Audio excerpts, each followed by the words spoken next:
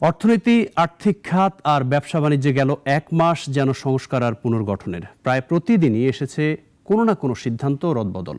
জনরোষে বিদায় নেওয়ার পর অন্তর্বর্তী সরকার হাবুডুবু খাওয়া অর্থনীতি সামাল দিতে পারবে কিনা সেই শঙ্কা পুরোপুরি কাটেনি, যদিও বিশ্লেষকরা এসব সংস্কার পুনর্গঠনকে সমর্থন দিচ্ছেন। সাইদ আরমানের রিপোর্টে বিস্তারিত।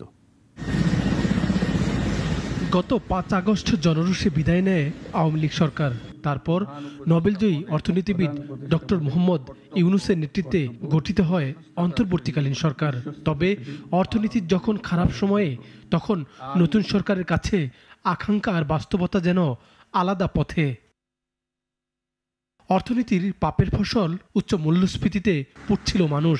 বাজারের খরচ সামাল দিতে যখন মানুষ হিমশিম খাচ্ছিল, তখন নতুন সরকার 1 মাসে পদক্ষেপ নিয়েছে নানামুখী। তবে এখনও সুফল ঘরে আসেনি। বাড়ানো হয়েছে নীতি সুধার। বিশ্লেষকরা বলছেন বড় চ্যালেঞ্জ এখানেই। যে ঝুঁকিগুলো সৃষ্টি হয়েছে এতদিনের ঝুঁকি, বুঝছেন, এগুলো তো আসলে আপনি অত তাড়াতাড়ি আপনি পারবেন না। বাট আপনার যে ওনারা যে পদক্ষেপগুলো নিচ্ছে, তাই না, এতে মনে হয় আমরা সেগুলো পার হতে পারবো। সেখানে হয়তো কিছু সময় লাগতে পারে। ব্যাংকিং খাতে গত 1 মাস গেছে ঘটনাবহুল। সংস্কার আর পুনর্গঠনের চিত্রও দৃশ্যমান। ব্যবসায়িক গোষ্ঠী এসালো মুক্ত হয়েছে দেশের ব্যাংক খাত। ভেঙে দেওয়া হয়েছে তাদের নিয়ন্ত্রণে থাকা সব ব্যাংকের পর্ষদ। ব্যাংকাররাও বলছেন এখানে সুশাসন ফেরাতেই হবে। গভর্নেন্সের কোথায় কোথায় ঘাটতি আছে এই জিনিসগুলো কিন্তু তদারকি করে ভালোভাবে দেখতে হবে, যেটা বাংলাদেশ ব্যাংক ইদানিং মেজার্স নিচ্ছে, ফরেন্সিক অডিট করবে প্রত্যেকটা ব্যাংকেরই, কেন সবার জন্য সব প্রেসক্রিপশন কাজ করবে না। তবে গত 1 মাসের সবচেয়ে বড় সংকট, আমানতকারীরা অনেকে ব্যাংকে গিয়ে নিজের সঞ্চয় ফেরত পাচ্ছেন না, যদিও কেন্দ্রীয় ব্যাংক বলছে তারা সব আমানতকারীর পাশে থাকবে।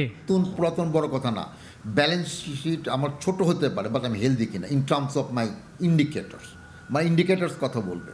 কিন্তু এখন দেখেন পাবলিক সেন্টিমেন্টের জায়গাটা এতই নাজুক অবস্থায় চলে গিয়েছে যে সেই কনফিডেন্স রেস্টোর করা হলো এখন ওভাররাইডিং কনসার্ন।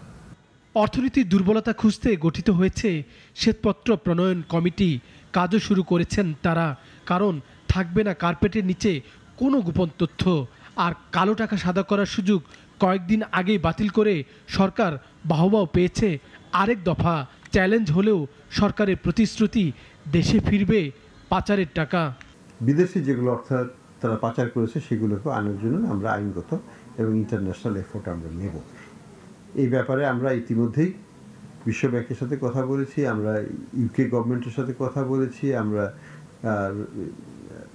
মার্কিন যুক্তরাষ্ট্রের সরকারের প্রতিনিধিদের সাথে কথা বলেছি এবং আরও কথা হবে, তারা আসছেন সামনে আরও। তবে সরকার কিছুটা চাপেও পড়েছে অল্প দিনের এই সময়টাতে। শিল্পাঞ্চলে নানা অসন্তোষ দুশ্চিন্তায় ফেলেছে রপ্তানিকারকদের। কারখানায় অস্থিরতা, পোশাক খাত নিয়ে হতাশ মালিকরা। নতুন সরকার অবশ্য আওয়ামী লীগের দেওয়া প্রায় 8 লাখ কোটি টাকার বাজেটে কিছুটা কাটছাট করার পথে। এটিও কমতে পারে প্রায় 1 লাখ কোটি টাকা। তবে সবাই বলছে আকাঙ্ক্ষার বাস্তবতা 100 আনা ছাড়া সাফল্য ছুঁতে পারবে না বড় প্রত্যাশার এই সরকার। সাইদ আরমান, নাগরিক, ঢাকা। 250-টিরও বেশি ডিজাইন অপশন নিয়ে ওয়ালটন স্মার্ট ফ্রিজ, বোঝে আপনার প্রয়োজন।